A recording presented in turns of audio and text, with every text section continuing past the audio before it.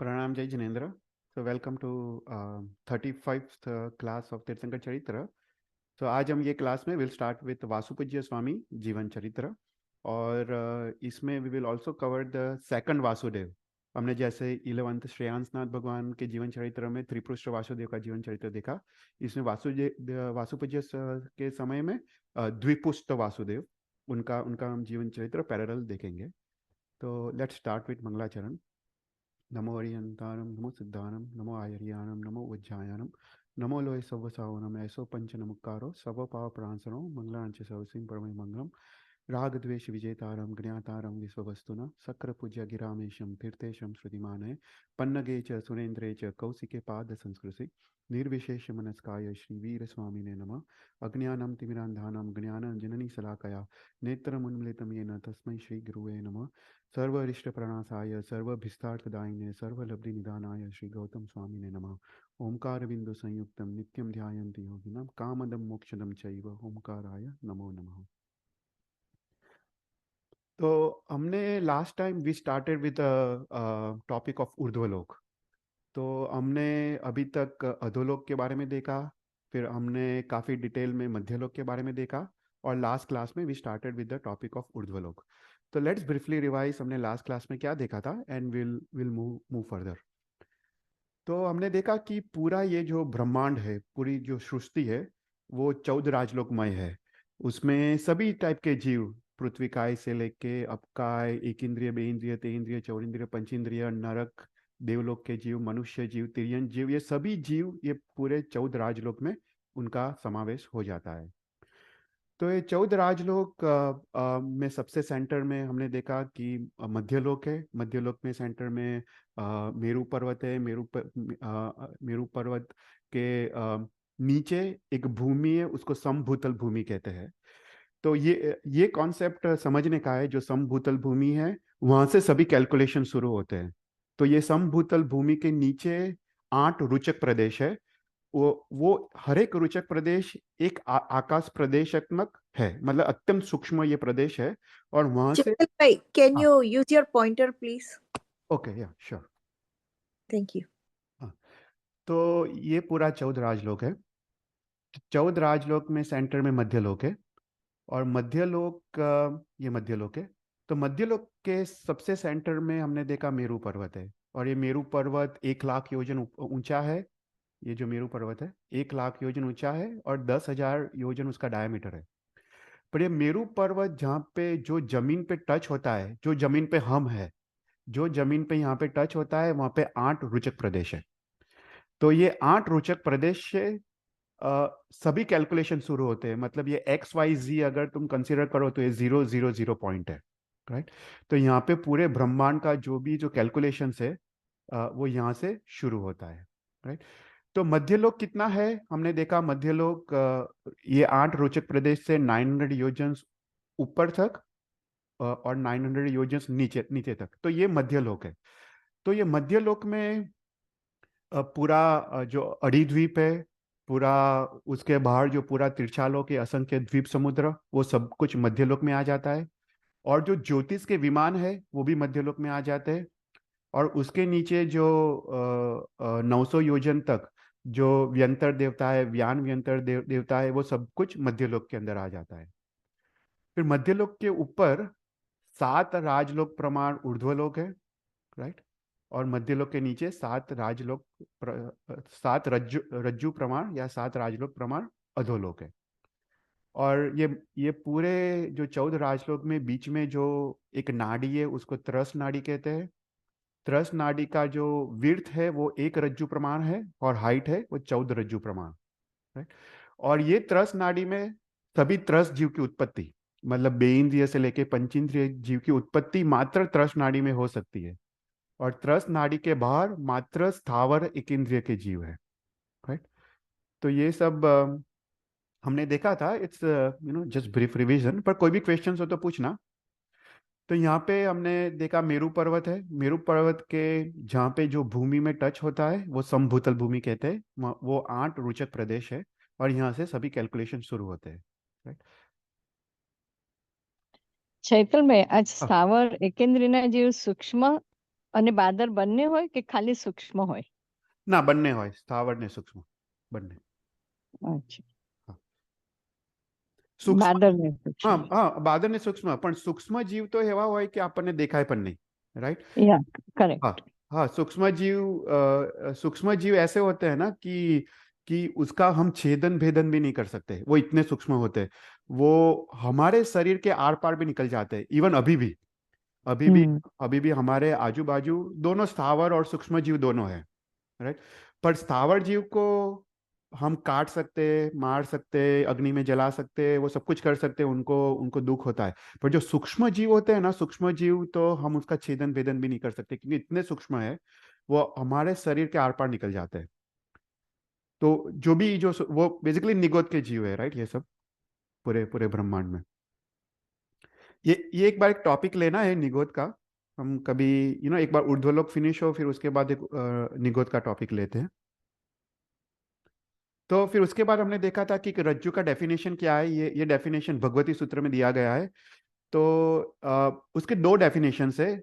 एक डेफिनेशन ऐसा है कि 3,81,27,970 मन वजन का लोखंड, मतलब आयन का गोला, अगर कोई देव गति का देव उसको फेंके अपने मैक्सिमम स्ट्रेंथ से, तो 6 महीने, 6 मास, 6 घड़ी और 6 समय में जितना वो डिस्टेंस अंतर वो ट्रैवल करता है, उसको एक रज्जु कहते हैं।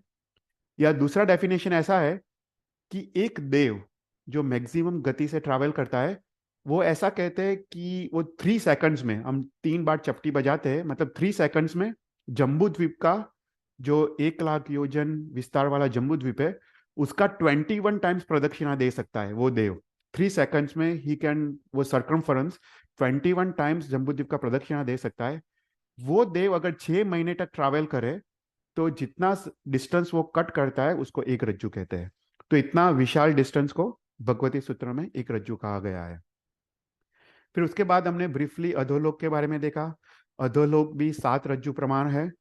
उसमें हमने देखा कि नरक की भूमि है, नरक की भूमि के नीचे घनोदधि, थिक लेयर ऑफ वाटर है, वो 20,000 योजन से। उसके बाद घनवात, वो थिक लेयर ऑफ एयर है, वो असंख्य योजन से। फिर तनवात, वो again thin layer of air है, वो असंख्य योजन से। और उसके बाद असंख्य योजन आकाश है।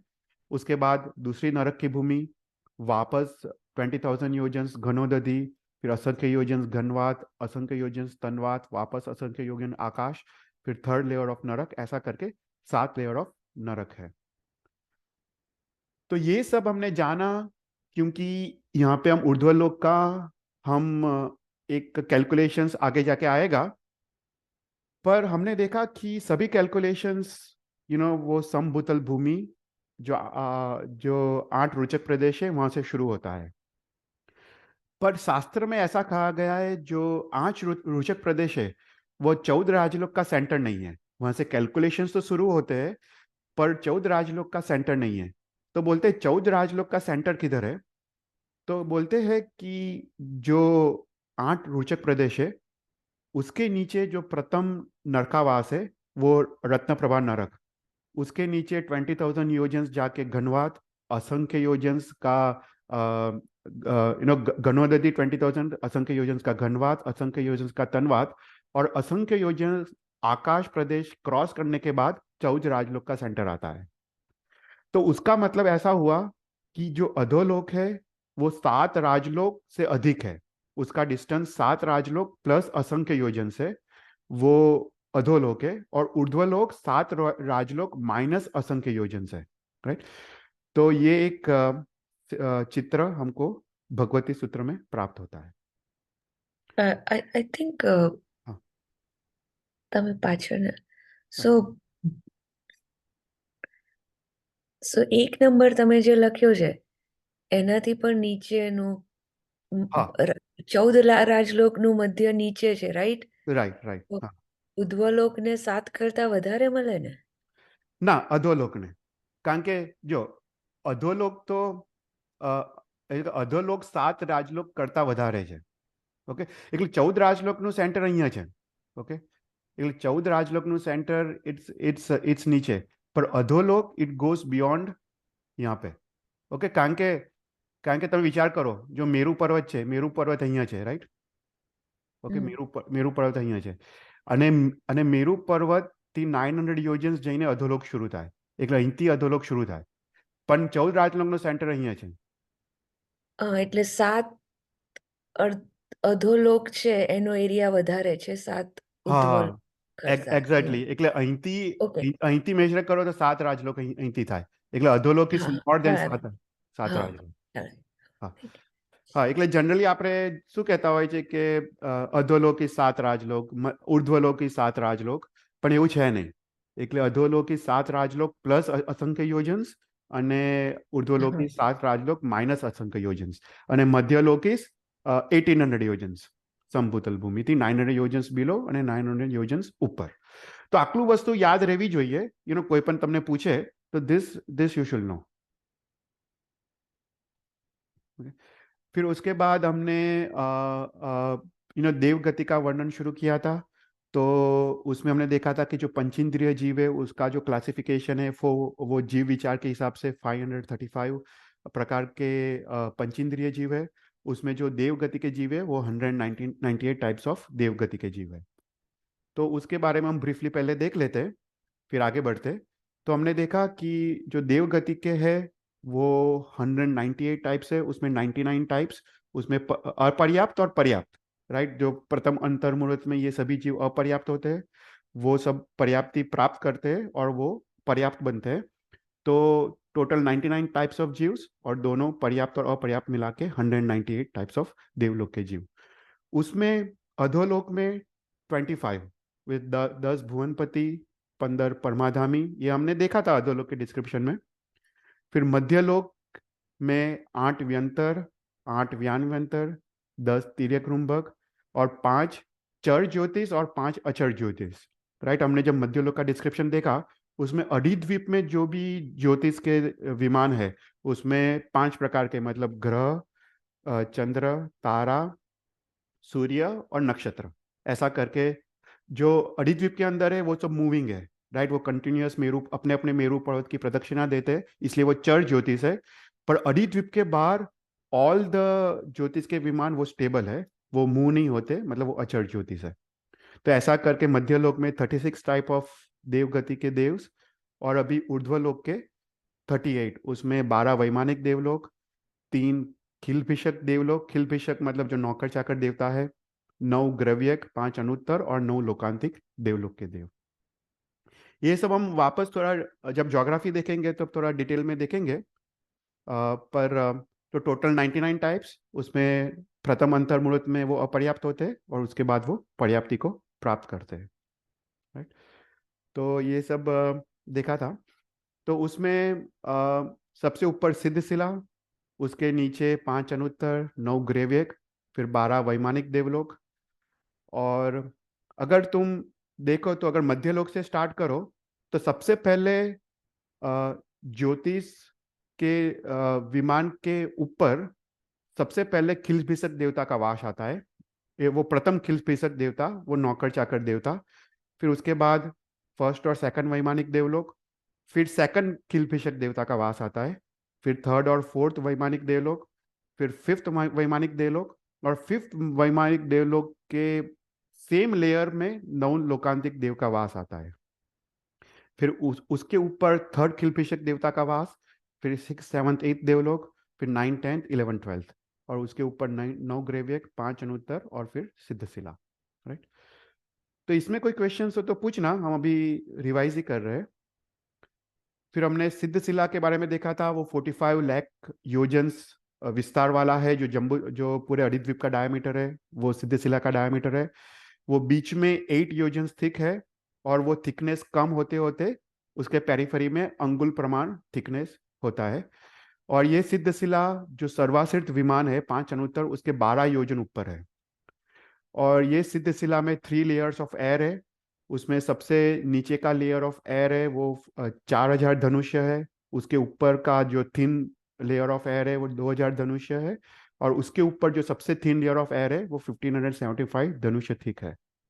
और जो सिद्ध परमात्मा जो मोक्ष में जाते हैं उसका जो मैक्सिमम जो अवगाहना, मतलब जो हाइट है वो 525 धनुष्य है और मिनिमम है 3.5 हाथ प्रमाण।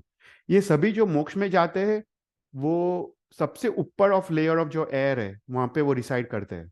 वो सिद्ध शिला में रिसाइड नहीं करते, पर सिद्ध शिला के ऊपर 3 लेयर्स ऑफ एयर है। वो वहां पे जो अलोक, जो लोक का जो अंत है उसके बाद तो अलोक आकाश शुरू होता है, वहां पे वो अलोक आकाश को टच करके वो यहाँ पे वो रहते हैं। कोई भी क्वेश्चंस? फिर हमने देखा उसके नीचे 5 अनुत्तर विमान है। तो 5 अनुत्तर विमान में मात्र सम्यक दृष्टि जीव यहाँ पे उत्पन्न हो सकते हैं, और ये उनका अंतिम भव है। मतलब ये यहाँ यहाँ से निकल के वो मनुष्य गति प्राप्त करते हैं और वहाँ पे वो उसके बाद वो मोक्ष को प्राप्त करते हैं। मतलब ये सभी जीव, ये उनका अंतिम भव है। फिर उसके नीचे 9 ग्रेवियक के विमान है। सुदर्शन, सुप्रतिबद्ध, मनोरम, सर्वतोभद्र, सुविशाल, सुमनस, सोमनस्य, प्रियंकर और नंदिकर। और यहाँ पे ये 9 ग्रेवियक में अभव्य जीव भी जा सकते हैं। जो अभव्य का आत्मा है वो यहाँ पे मैक्सिमम 9 ग्रेवियक तक जा सकता है। तो ये 5 अनुत्तर और जो 9 ग्रेवियक के जो देवता है उसको कल्पातीत देवता कहते हैं। वो कल्पातीत मतलब वो स्वयं के इंद्र है, उसको अहेम इंद्र कहते हैं। वो स्वयं इंद्र है। और ये जो कल्पातीत देवता है वो कोई भी प्रकार का यहाँ पे सिस्टम, मतलब जो राज्य व्यवस्था नहीं होता है। मतलब यहाँ पे कोई प्रकार के, जैसे यहाँ पे अर्थ पे या कैसा होता है भरत क्षेत्र में कि कोई राजा होता है, कैबिनेट्स होता है, ऐसा कल्पोपन्ना देवता में होता है। पर कल्पातीत देवता में स्वयं सब, स्वयं ही इंद्र है, और दूसरा और कोई भी राज्य व्यवस्था होता नहीं है। और ये कल्पातीत देवता वो प्रभु के कल्याणक में भी आते नहीं है। मात्र 12 वैमानिक देवलोक का के देवता ही प्रभु के 5 कल्याणक में आते हैं। तो ये हमने देखा था। तो बाकी जो देवता है 12 वैमानिक देवलोक, 9 लोकांतिक देवता और 3 किल भेषक देवता, ये सब कल्पोपन्ना देवता से। मतलब यहाँ पे पूरा राज्य व्यवस्था है, वहाँ पे इंद्र है, फिर उसके बाद अंगरक्षक देवता है, सामानिक देवता से, फिर अभियोगिक देवता से, आदि सब उनकी राज्य व्यवस्था होती है। ओके। फिर उसके बाद हमने 12 वैमानिक देवलोक के नाम देखे थे। सौधर्मेंद्र, ईशान, सनत कुमार महेंद्र, ब्रह्मलोक, लंतक, महाशुक्र, सहस्त्रार, आनात, प्राणात, आरान और अच्युत। फिर लोकांतिक देवतास भी इनका अंतिम भव होता है। ये लोकांतिक देवतास उसके बाद वापस मनुष्य में आते हैं, और वो लोग भी जो सर्वासित विमान की तरह वो लोग भी मोक्ष में जाते हैं। ये भगवान का जब दीक्षा लेने का जब समय आता है तब वो भगवान को विनंती करने के लिए कि हे भगवान, अभी तुम वर्षिदान आप दो और आपका दीक्षा का समय निकट आ रहा है, और आप धर्म तीर्थ की स्थापना करो। ऐसा करके ये 9 लोकांतिक देव भगवान के दीक्षा कल्याण के वक्त वो आते हैं। और किल प्रेक्षक देवता मतलब नौकर चाकर देवता, वो जो भी इंद्र जो कमांड करता है उस हिसाब से वो कार्य करते हैं। राइट। तो यहां तक हमने लास्ट टाइम देखा था। अभी इस क्लास में हम देवलोक के बारे में देखेंगे, देव गति के बारे में देखेंगे। ये काफी इंटरेस्टिंग टॉपिक है। तो कोई भी क्वेश्चन हो तो पूछना। तो सबसे पहले जब हम देवलोक की बात करते हैं तो उसमें सभी प्रकार के देव देव की बात है। वो भुवनपति हो, व्यंतर हो, व्यानव्यंतर हो, ज्योतिष हो, या ऊर्ध्वलोक के देवता हो। तो ये सभी जो देवलोक के जो देव है उनका शरीर है वो वैक्रिय पुद्गल का बना होता है। राइट। अपना जो मनुष्य है, मनुष्य का शरीर किसका बना होता है? वो औदारिक पुद्गल का बना होता है। उसके कंपैरिजन में देवलोक का जो देवगति का जो शरीर है वो वैक्रिय नाम के वर्गरांक के पुद्गल का बना होता है। ये जो वैक्रिय जो पुद्गल है वो अत्यंत सूक्ष्म होते हैं और अत्यंत शुभ होते हैं कंपेयर टू औदारिक। अर्थात जो ये वैक्रिय जो जो पुद्गल का जो रूप, रस, गंध और स्पर्श होता है वो अत्यंत शुभ होता है। फिर देवलोक के देवों का, सभी प्रकार के देव का, उनका पुण्योदय इतना उत्कृष्ट होता है कि उनका जो शरीर की जो रचना होती है उसमें 7 प्रकार के चीज रहित होता है। तो शास्त्र कहते हैं कि देवलोक के शरीर में उनके बाल नहीं होते, उनके नख नहीं होते, उनका कोई भी प्रकार का लिक्विड रस, मतलब जो लोह है, ऐसा कोई भी प्रकार का शरीर में लिक्विड्स नहीं होते। उनके शरीर में हाड़के नहीं होते, राइट, बोन्स नहीं होते। उनके शरीर में कोई भी प्रकार का कार्टिलेजेस, जो फैट्स होता है, मज्जा, तो उसमें जो टिश्यूज है, कार्टिलेजेस है या फैट्स है, लिपिड्स है, ऐसा कोई भी प्रकार का चीज नहीं होता है। फिर उनका शरीर में मल और मूत्र नहीं होता है। तो ऐसे 7 चीजों से रहित उनका शरीर बनता है। फिर देवलोक का जो जो जो श्वासोश्वास होता है, तो बोलते हैं कि वो सुगंधी श्वासोश्वास होता है, वो कस्तूरी या कर्पूर की तरह वो सुगंधी उनका श्वासोश्वास होता है। फिर उसके बाद जो देवलोक का जो जो उनका जो शरीर है, वो अत्यंत देदीप्यमान होता है, वो तेजोमय होता है और सुवर्ण जैसा कांति वाला होता है। उनका शरीर से जो कांति निकलती है वो दशों दिशाओं में वो प्रकाशित होती है। ओके। फिर उसके बाद जो जो देवलोक का जो शरीर है, उन, उन, उन वो शरीर में कोई रस नहीं है, तो उसका मतलब है कि उनका मल मूत्र का विसर्जन नहीं होता है, उनके शरीर में कोई भी प्रकार का पसीना नहीं होता है, और उनको कोई भी प्रकार का, सिंस लोही नहीं है तो कोई भी प्रकार का उनका कोई भी प्रकार का रस उनके शरीर से निकलता नहीं है। राइट। तो ये देवलोक का शरीर है। फिर उसके बाद देवलोक का जन्म। तो जैसे मनुष्य का जन्म गर्भ से होता है, मनुष्य को 9 महीने तक गर्भ का दुख सहन करना पड़ता है, ऐसा गर्भ का दुख देवलोक को सहन नहीं करना पड़ता है। तो देवलोक का जो जन्म होता है उसको उपपात जन्म कहते हैं, शास्त्र में उसका नाम है उपपात जन्म। तो उसका मतलब ऐसा हुआ कि देवलोक में कोई भी प्रकार का रिलेशंस नहीं होता है। जैसे मनुष्य में ये मेरी माता है, ये मेरी पिता है, मेरा बहन है, भाई है, पुत्र है, पुत्री है, ऐसा कोई भी प्रकार का रिलेशंस देवलोक में नहीं होता है। क्योंकि देवलोक में जो जन्म होता है वो माता पिता के संयोग के बिना होता है, वो उसको उपपात जन्म कहते हैं। तो देवलोक में जो संबंध होता है, मात्र पति और पत्नी का संबंध होता है, वो भी विषय सुख सुख के लिए होता है। तो ये पूरे देवलोक में सभी विमानों में डिफरेंट डिफरेंट जगह पे एक सभा होती है, उसको उपपात सभा कहते हैं। इस उपपात सभा में विविध स्थानों पर सैया होती है, मतलब बेड्स होते हैं, उसको उपपात कहते हैं या सैया कहते हैं।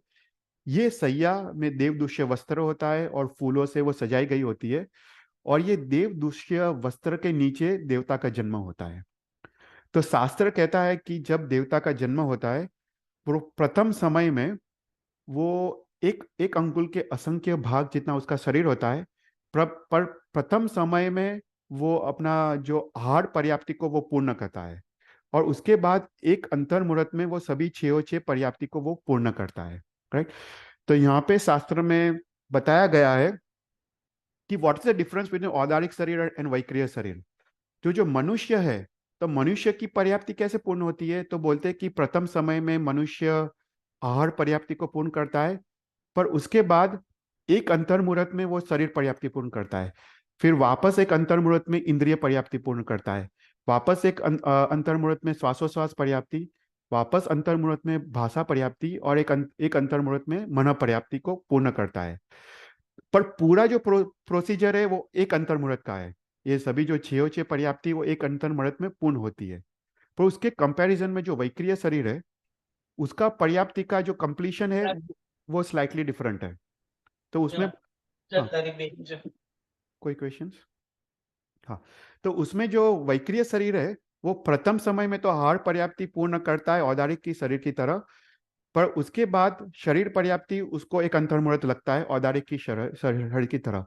पर बाकी जो चारों चार पर्याप्ति है, इंद्रिय पर्याप्ति, श्वासोश्वास पर्याप्ति, भाषा पर्याप्ति और मन पर्याप्ति, वो एक समय में पूर्ण होती है। तो औदारिक शरीर और वैक्रिय शरीर में ये डिफरेंस है। राइट। ये सिर्फ आपकी इंफॉर्मेशन के लिए।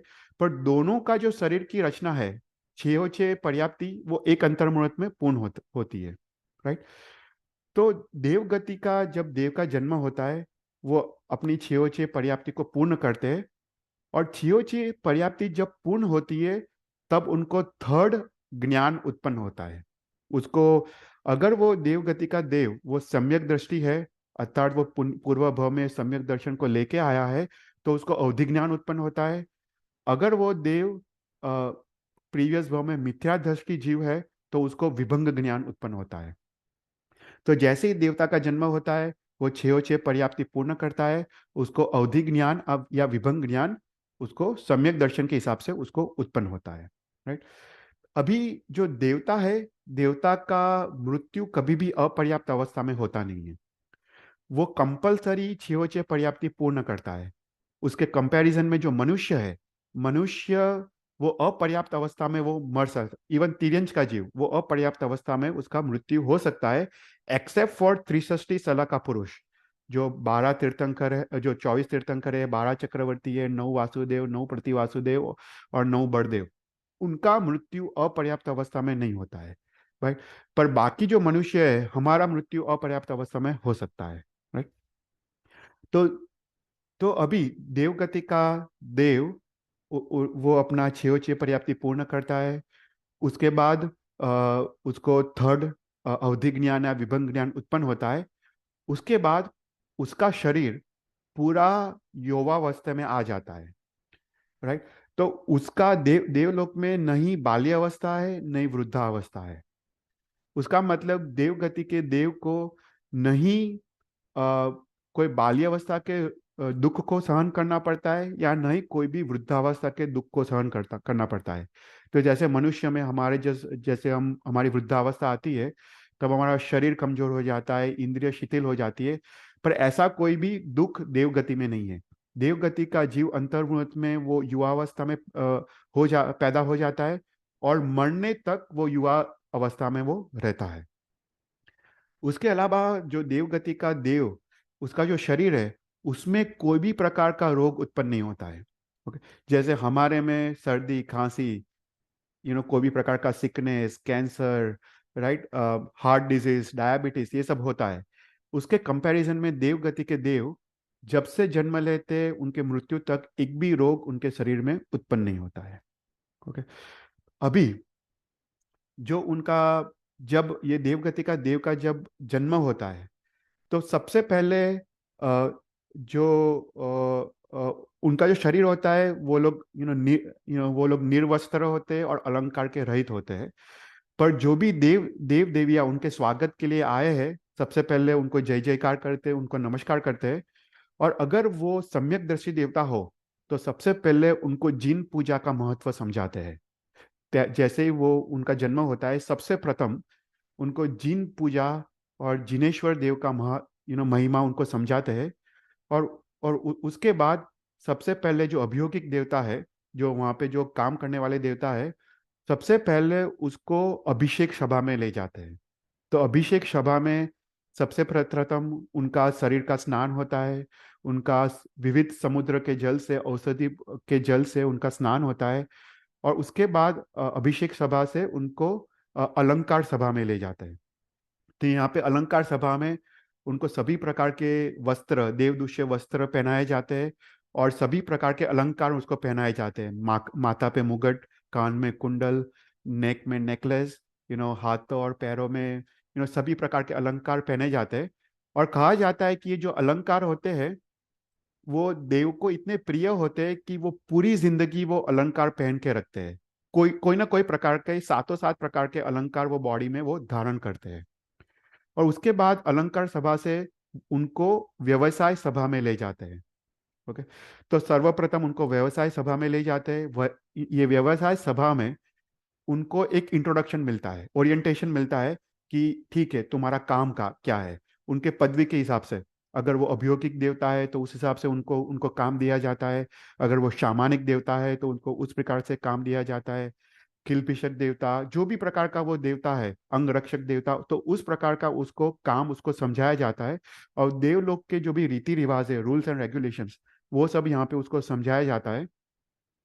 और उसके बाद ये व्यवसाय सभा पे निकल के देवगति का देव वापस वो स्नान करने के लिए जाते हैं। और वो एक नंदन नाव की वावड़ी होती है, वो 12 वैमानिक देवलोक में, उसमें वो स्नान करता है, और वो जिन पूजा के लिए वो तैयारी करता है। और वो जिन पूजा सर्वप्रथम करता है, अगर वो सम्यकदर्शी देव है। अगर वो मिथ्यादर्शी देव है तो अपने अपने आराध्य देव की वो पूजा करता है।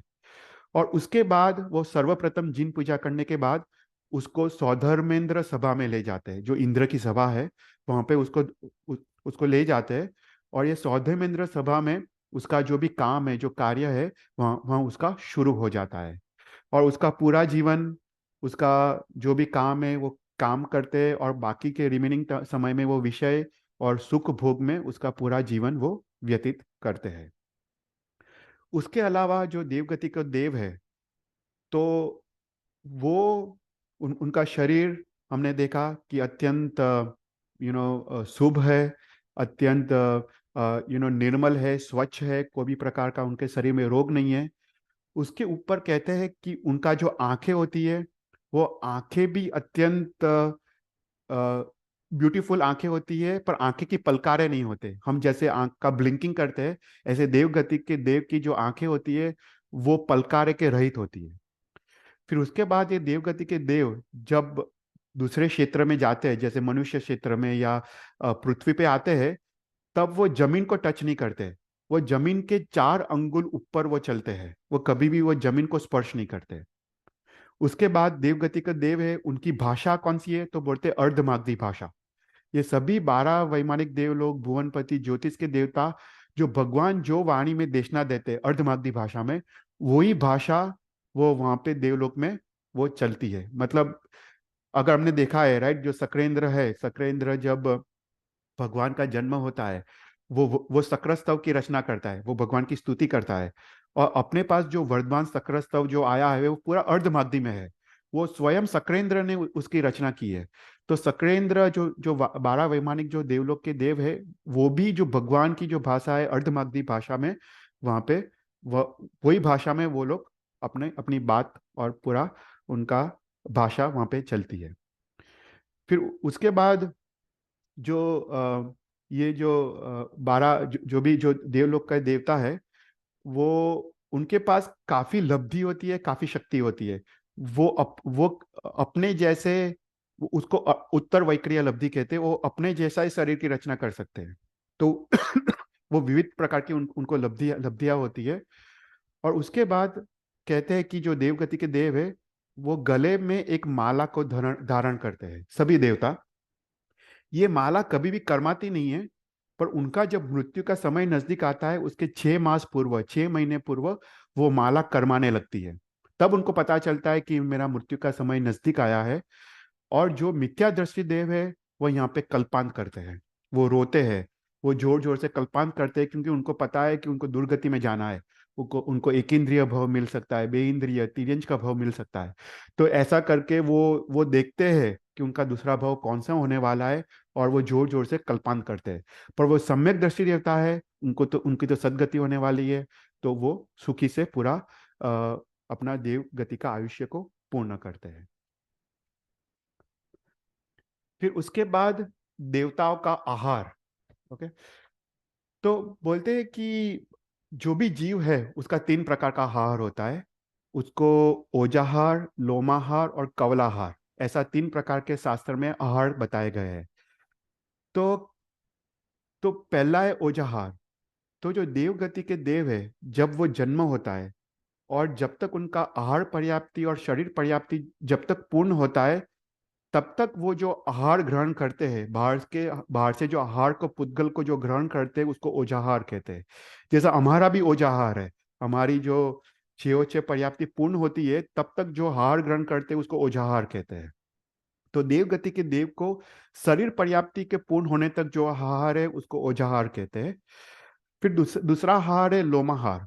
लोमाहार मतलब स्पर्शेंद्रिय द्वारा आहार। ओके, जो स्पर्श है, जो अपनी जो जो देवगति का जो उनका शरीर है, शरीर के स्पर्शेंद्रिय द्वारा वो आहार के पुद्गल को खींचते हैं और आहार ग्रहण करते हैं, उसको लोमाहार कहते हैं। ये लोमाहार मात्र देवगति में है, मनुष्य गति के जीव को लोमाहार नहीं है। और थर्ड है कवलाहार। कवलाहार मतलब जो हम जैसे खाते हैं, हम मुंह से खाते हैं, उसको कवलाहार कहते हैं। तो कवलाहार मात्र मनुष्य और तिर्यंज के जीव है, देवगति को कवलाहार नहीं है। ओके, तो देवगति को ओजाहार है और लोमाहार है। तो यहाँ पे कहते हैं कि देवगति का जो आयुष्य है, उसके हिसाब से उनको आहार की इच्छा होती है। तो बोलते हैं कि जो भी पल्योपम और पल्योपम के नीचे का आयुष्य है, जगन्य आयुष्य, उस देवगति का जो मिनिमम आयुष्य है वो है 10,000 ईयर्स, 10,000 साल। और 10,000 साल से लेके एक पल्योपम वाले आयुष्य के देवता का एवरी 2 से 9 दिन में एक बार खाने की इच्छा होती है। ओके, उनको खाने की इच्छा ही 2 दिन से 9 दिन के बीच में एक बार खाने की इच्छा होती है। और पल्योपम के ऊपर स्थिति वाले देवता, सागरोपम की स्थिति वाले देवता को जितने सागरोपम का आयुष्य है उतने 1000 साल में एक बार खाने की इच्छा होती है। फॉर एग्जाम्पल, कोई 10th देवलोक का जीव है, देव है, उसका आयुष्य 15 सागरोपम है, तो एवरी 15,000 साल में एक बार उनको उसको खाने की इच्छा होती है। मतलब जितने सागरोपम है उतने 1000 साल में एक बार उसको खाने की इच्छा होती है, राइट। तो जब उसको खाने की इच्छा होती है तब वो लोमाहार द्वारा, स्पर्शेंद्रिय द्वारा वो प्रकार के पुद्गलों को ग्रहण करता है। उसको अगर फॉर एग्जाम्पल हम एग्जाम्पल देते हैं कि उसको कुछ मीठा खाना है, तो उस प्रकार के पुद्गल को वो ग्रहण करता है और उसको मन की तृप्ति हो जाती है। फिर उसके बाद तो ये लोमाहार 2 प्रकार के हैं, उसको एक बोलते हैं आभोग और दूसरा भोग बोलते हैं अनाभोग लोमाहार। तो आभोग मतलब जब जब उसको खाने की इच्छा होती है तभी वो प्रकार के पुद्गल को ग्रहण करता है और वो अपनी तृप्ति करते हैं, उसको आभोग लोमाहार कहते हैं। वो मात्र स्पर्शेंद्रिय द्वारा करते हैं, वो मुंह से नहीं खाते, मात्र स्पर्शेंद्रिय द्वारा वो पुद्गल को ग्रहण करते हैं। पर उसके अलावा दूसरा लोमाहार है, उसको बोलते हैं अनाभोग। तो अनाभोग लोमाहार में प्रति समय वो खाने के पुद्गल उसका बॉडी स्पर्शेंद्रिय द्वारा वो ग्रहण करता है। तो उसका मतलब ऐसा हुआ कि देव गति का देव प्रति समय वो आहार के पुद्गल को ग्रहण करता है अपने अपने शरीर को चलाने के लिए।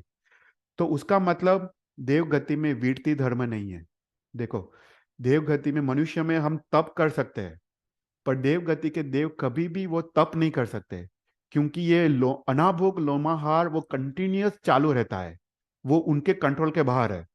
वो एवरी सेकंड उनका स्पर्शेंद्रिय से वो खाने के पुद्गल आ जाते, आहार के पुद्गल आ जाते और उनको शक्ति के रूप में परिणमन हो जाता है। तो देव गति के देव को मैक्सिमम सम्यक दर्शन हो सकता है, पर वो पांचवा वो देश वृत्ति धर्म को अंगीकार नहीं कर सकते, क्योंकि वहां पे तप और संयम वो पॉसिबल ही नहीं है। उनके उनके शरीर ही ऐसा है, वो तप और संयम वो कर नहीं सकते। तो देव गति के देव इंद्र महाराज, जब भी वो उनकी सौधर्मेंद्र या इंद्र की सभा होती है तो सबसे पहले वो वीरतीधर को प्रणाम करते हैं। वो इंद्र तो सम्यकदर्शी जीव होते हैं, और इंद्र को ये ये जो वीरती धर्म है वो इतना उनको मिस होता है कि सबसे पहले अपना अपना कार्य शुरू करने से पहले वो सभी वीरतीधारी को, देश वीरती और सर्व वीरतीधारी को वो वंदन करते हैं और नमन करते हैं, राइट। तो देवगति में ये एक ड्रॉबैक है कि वो कभी भी व्रत को अंगीकार नहीं कर सकते, राइट। तो ये है देवगति का आहार। फिर उसके बाद देवगति का श्वासोश्वास। तो बोलते हैं कि जो जगन्य स्थिति वाले देवता है 10,000 ईयर्स से पलियोपम तक, तो एवरी 7 स्तोक, स्तोक मतलब हम जैसे एक श्वास एक रुचक और रोचक और प्रेरक लेते हैं, राइट। एक बार श्वास लेते हैं और निकालते हैं, उसको एक स्तोक कहते हैं। तो ऐसे जब मनुष्य 7 बार करता है वो एक बार श्वास लेते हैं, वो 10,000 ईयर्स से पलियोपम तक। फिर पलियोपम स्थिति वाले देवता दिन में एक बार श्वास लेते हैं, ओके, एक दिन में मात्र एक ही बार श्वास लेते हैं। फिर सागरोपम स्थिति वाले देवता, उनका जितना आयुष्य है उतने पक्ष में श्वास श्वास लेते हैं। फॉर एग्जाम्पल, अगर उनका 20 सागरोपम का आयुष्य है तो 20 पक्ष, एक पक्ष मतलब 15 दिन, ओके। तो ऐसा 20 × 15 उतने दिनों में एक बार वो श्वास लेते हैं। तो उनकी ये श्वासोश्वास की प्रक्रिया। फिर देवताओं का काम भोग, ओके। तो देवताओं में मात्र स्त्री और पुरुष वेद है, वहां पे नपुंसक वेद नहीं है। जैसे मनुष्य लोक में तीनों तीन वेद है, राइट। यहाँ पे पुरुष भी होते हैं, स्त्री भी होते हैं, नपुंसक होते हैं। नरक में मात्र मात्र नपुंसक है, वहां पे स्त्री या पुरुष नहीं है। पर देवताओं में नपुंसक नहीं है, मात्र स्त्री और पुरुष वेद है। तो बोलते हैं कि देवियों की उत्पत्ति भुवनपति में होती है, व्यंतर में होती है, ज्योतिष देवता में होती है, और फर्स्ट और सेकंड वैमानिक देवलोक में देवियों की उत्पत्ति होती है। सेकंड देवलोक के ऊपर देवियों का जन्म नहीं होता है, मात्र देवता का जन्म होता है। तो देवियों की उत्पत्ति मात्र यू नो अधोलोक के जो देवता है, मध्यलोक के देवता है, और ऊर्ध्वलोक में फर्स्ट और सेकंड वैमानिक देवलोक तक देवियों की उत्पत्ति होती है। फिर उसके बाद बोलते कि उनका काम काम भोग कैसा होता है, उनका जो मैथुन का सेवन कैसा होता है। तो बोलते हैं भुवनपति, वंतर, ज्योतिष और प्रथम के देव दो देवलोक में जैसे मनुष्य काम सेवन करते हैं ऐसा ही उनका काम सेवन होता है। ओके। फिर उसके बाद थर्ड और फोर्थ देवलोक के जो देवता है वो उनका मात्र स्पर्श से काम सेवन हो जाता है। जो देवता है मात्र वो देवियों को स्पर्श स्पर्श करते हैं और उसे उनका काम सेवन हो जाता है। फिर फिफ्थ और सिक्स्थ देवलोक के जो देवता है उनका मात्र रूप दर्शन, मतलब वो सिर्फ देवियों को देखते हैं और उनका काम का सेवन हो जाता है। फिर सेवंथ और एट्थ देवलोक में देवियों का सिर्फ आवाज सुनते हैं, उनकी उनकी बातें या उनके कंठ से निकलता हुआ मधुर संगीत, वो मात्र सुनने से ही उनका काम सेवन हो जाता है। उनको देखने की भी जरूरत नहीं पड़ती है, मात्र सुनने से ही उनका काम सेवन हो जाता है। फिर उसके बाद 9th 10th और 11th और 12th देवलोक के जो देवता है उनका मात्र मन का संकल्प करते हैं और काम सेवन हो जाता है। मन से विचारते हैं कि मुझे काम सेवन करना है और उनका काम सेवन की तृप्ति हो जाती है। उसके बाद जो 9 ग्रव्यक और 5 अनुत्तर के देवता है वहां पे मैथुन सेवन है ही नहीं, क्योंकि देखो मैथुन सेवन वो दुख है, राइट, वो एक दुख का प्रकार है। तो वहां पे कोई भी प्रकार का काम सेवन नहीं है, तो 9 ग्रव्यक और 5 अनुत्तर देवता के देव में वो मैथुन क्रिया जैसा कोई क्रिया ही नहीं है।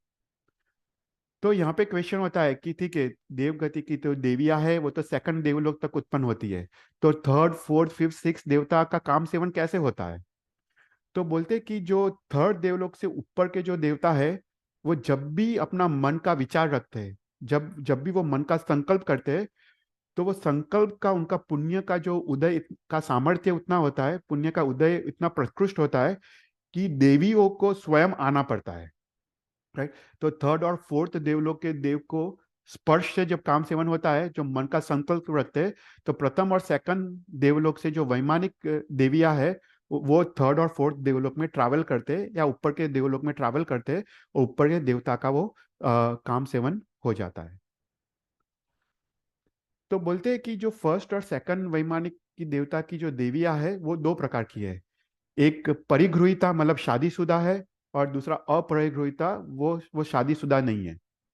तो जो परिगृहिता है मतलब जिसने शादी किया है वो वो वहां पे ही रहती है, वो कभी भी ऊपर थर्ड या फोर्थ या ऊपर के देवलोक में दूसरे देवता के काम सेवन में वो जाती नहीं है। पर जिसने भी ये अपरिगृहिता कैटेगरी की जो देवियां है वो ऊपर की तरफ वो जाती है और वो काम सेवन में उसको भोग करती है। फिर उसके बाद वेदना। ओके। तो देवलोक की गति की जो वेदना है, जो शाता वेदनीय कर्म का उदय है, तो बोलते हैं कि सभी देवता को मैक्सिमम 6 महीने तक वेदना कर्मी शाता वेदनीय कर्म का उदय चलता है।